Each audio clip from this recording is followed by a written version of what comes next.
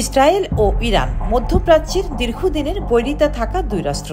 সম্প্রতি ইরান দাবি করেছে তারা একটি নতুন ধরনের ব্যালিস্টিক প্রযুক্তি ব্যবহার করেছে, যার নাম হাসকাসেম। এই প্রযুক্তি কতটা অগ্রসর তাই নিয়ে শুরু হয়েছে আন্তর্জাতিক আলোচনা।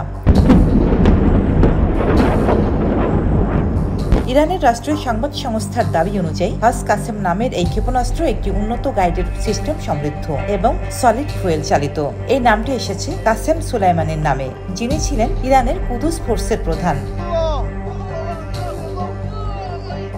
2020 সালে যুক্তরাষ্ট্রের ড্রোন হামলায় ইরাকের বাগদাদে তিনি নিহত হন।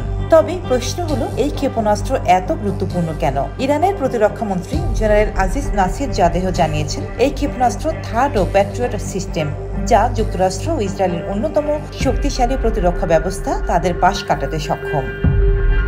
বার্তা সংস্থা তাসনিমের তথ্য অনুযায়ী এটি সলিড ফুয়েল চালিত, অর্থাৎ খুব দ্রুত প্রস্তুত হয়ে যায়, যা যুদ্ধ পরিস্থিতিতে বড় সুবিধা।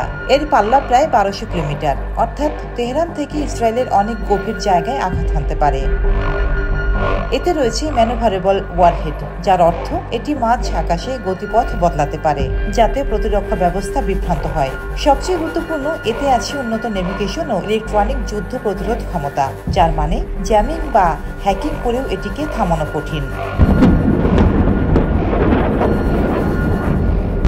প্রসঙ্গত, এই হামলা হয়েছে এমন এক সময় যখন ওমানে ইরান ও যুক্তরাষ্ট্রের মধ্যে শান্তি আলোচনা চলছিল, আর ইসরায়েলের সঙ্গে গাজা যুদ্ধের প্রভাব এখনো রয়ে গেছে।